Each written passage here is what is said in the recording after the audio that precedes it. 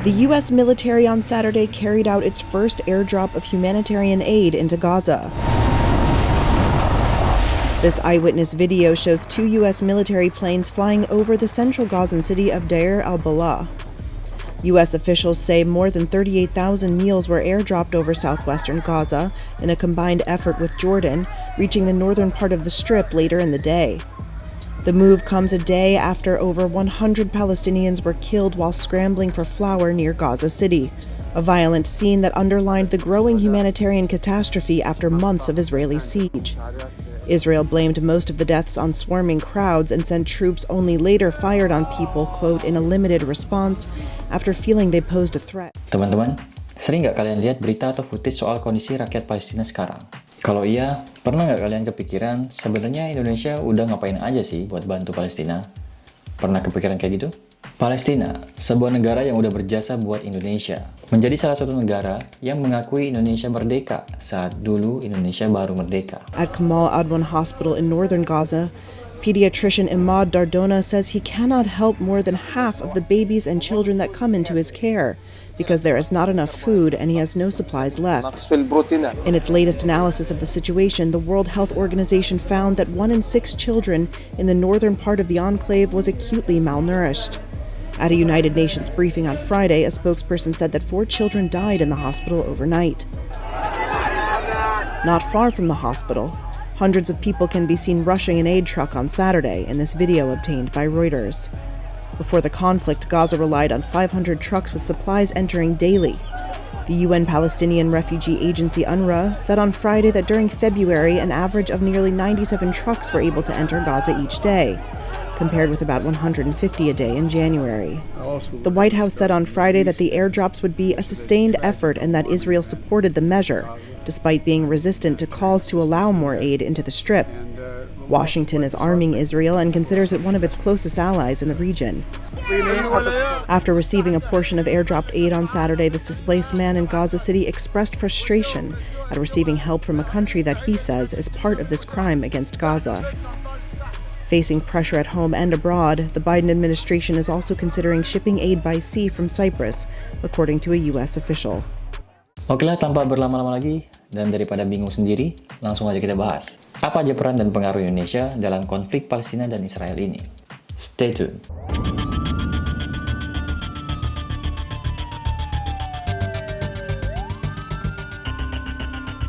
Nah, saya mau bagi cerita nih tentang peran Indonesia yang cukup besar dalam mendukung Palestina, cuy. Ternyata udah lama banget loh Indonesia jadi salah satu pendukung kuat Palestina. Jadi dilansir dari tirto.id, tahun 2018 lalu, Presiden Joko Widodo tuh nggak cuma diam aja melihat kondisi Palestina waktu itu. Jadi Presiden Jokowi nggak cuma tinggal diam soal keputusan Amerika Serikat yang mau pindahin kedutaan besarnya di Yerusalem. What? Ada yang masih ingat tentang ini? Jadi beliau ini langsung mendesak Dewan Keamanan dan Majelis Umum PBB buat nyatain keras bahwa keputusan Amerika Serikat itu nggak sesuai dengan resolusi-resolusi yang ada, cuy. Jokowi sampai bilang kayak gini, pemindahan itu mengganggu proses perdamaian dan bahkan mengancam perdamaian itu sendiri. Kita bersama rakyat Indonesia akan terus berjuang untuk rakyat Palestina. Palestina akan selalu ada dalam setiap helaan nafas diplomasi Indonesia. Gitu, cuy.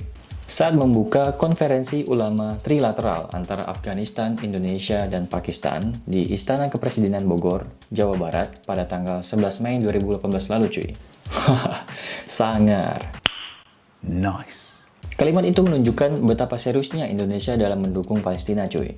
Dan ini semakin menegaskan posisi Indonesia sebagai negara yang aktif di kancah internasional, terutama dalam memperjuangkan keadilan dan kedamaian. Emang sih.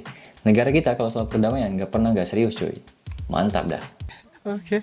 Selain itu nih, pidato Presiden Jokowi ini jelas nunjukin kalau Indonesia itu memang berpegang teguh pada prinsip-prinsip anti-kolonialisme dan terus aktif bersuara buat melindungi hak-hak warga Palestina serta mendukung kedaulatannya, cuy.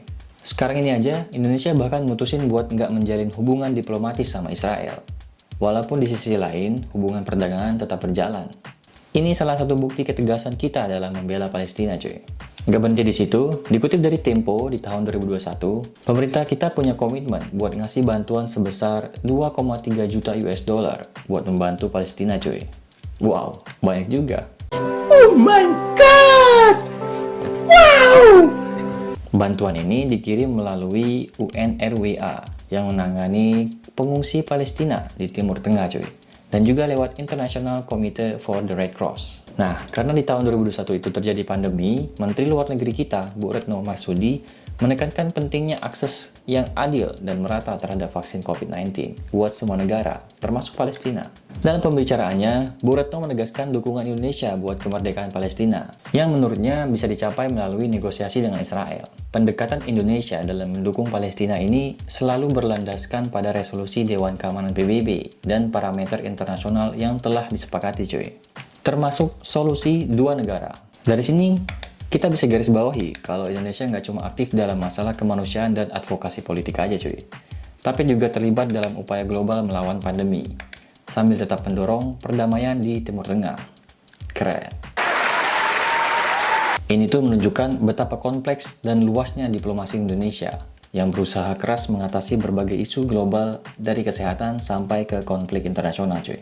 Masih di tahun yang sama nih, saat ada pertemuan Organisasi Kerjasama Islam atau disingkat OKI, Indonesia ngajak negara-negara anggota buat solid dan fokus sama-sama ke perjuangan kemerdekaan Palestina dengan harapan bisa tercapai solusi bagi dua negara, cuy, Israel dan Palestina. Menariknya nih, kalau menurut Jakarta Post, Menteri Luar Negeri kita, Ibu Retno Marsudi, ngusulin beberapa langkah strategis di forum internasional itu, cuy. Beliau minta negara-negara lain pakai pengaruh mereka buat mendorong gencatan senjata dan mempromosikan negosiasi multilateral yang lebih efektif, cuy. Nah, dalam sebuah pernyataan bersama dengan pemimpin Malaysia dan Brunei, Presiden Jokowi bahkan menyerukan Majelis Umum PBB buat ngadain sesi darurat dan bikin resolusi perdamaian yang bisa menyetop kekejaman yang terjadi terhadap rakyat Palestina, cuy. Nice. Ngomong-ngomong soal bantuan nih, bulan November 2023 kemarin, pemerintah kita juga ngirim bantuan kemanusiaan yang totalnya mencapai 51,5 juta ton. Bantuan itu berupa makanan, alat-alat medis, dan water purifiers yang sangat dibutuhkan oleh banyak rumah sakit di Gaza, cuy. Nah, di tahun yang sama, saat terjadi serangan Hamas ke Israel tanggal 7 Oktober 2023, Menteri Luar Negeri Indonesia, Bu Retno Marsudi, juga menuntut gencatan senjata dan menekankan kebutuhan akses kemanusiaan di Gaza, serta penyelesaian akar masalah yang ada dalam pertemuan darurat OKI, cuy. Di pertemuan G20 pada Februari 2024, Menteri Retno nggak ketinggalan nih menegaskan peran penting G20 dalam menyelesaikan konflik di Gaza, menyuarakan pentingnya G20 untuk menjadi bagian dari solusi, bukan hanya sebagai penonton, cuy. Gimana? Keren nggak Menteri Luar Negeri kita? Mantap. Jadi tuh bisa dibilang kalau Indonesia itu nggak cuma aktif di ranah advokasi dan finansial, cuy, tapi juga terus berupaya keras di kancah internasional buat membawa damai dan kesejahteraan bagi Palestina. Keren nggak negara kita, cuy? Keren dong.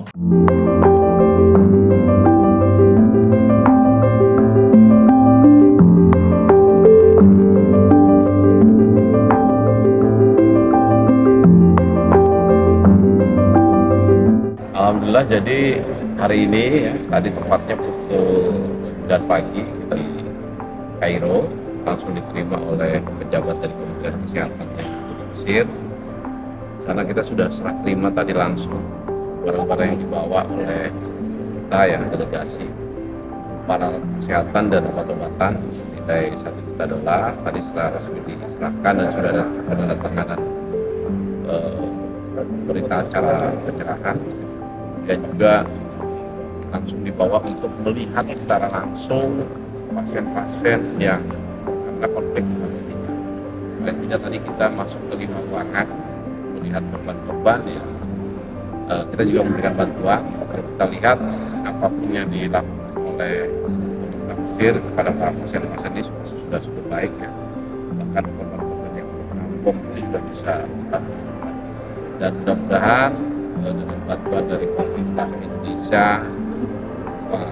kesehatan dan obat-obatan ini bisa sedikit meringankan penderitaan dari rakyat Palestina akibat konflik yang terjadi di Gaza.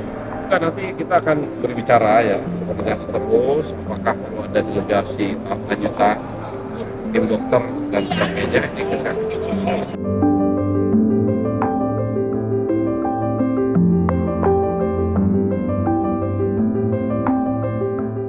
Nah, sampai sini aja video saya kali ini. Jadi, bisa kita simpulin bahwa peran dan pengaruh Indonesia dalam penyelesaian konflik di Gaza itu udah banyak banget ya, cuy. Mulai dari peran diplomasi dan advokasi, sampai peran kemanusiaan dan pemberian bantuan. Lebih dari itu, ketahuan juga nih, kalau kita sebenarnya sudah ambil sikap yang tegas terhadap Israel sejak tahun 2018 kan. Nah terus, apa ya yang bisa kita bantu sebagai netizen nih? Kalian bisa ngebantu dengan cara terus-menerus menuntut dan menyuarakan perdamaian cuy. Jangan mau kalah teman-teman. Oke, seperti biasa, jika ada yang ingin menambahkan, mengkoreksi atau menyanggah, bisa komen di bawah ya. Tekan tombol like-nya jika suka, jangan lupa subscribe dan share sebanyak-banyaknya, karena sharing is caring. Jangan lupa juga klik tombol loncengnya, biar nggak ketinggalan informasi-informasi menarik lainnya di channel saya. Bye!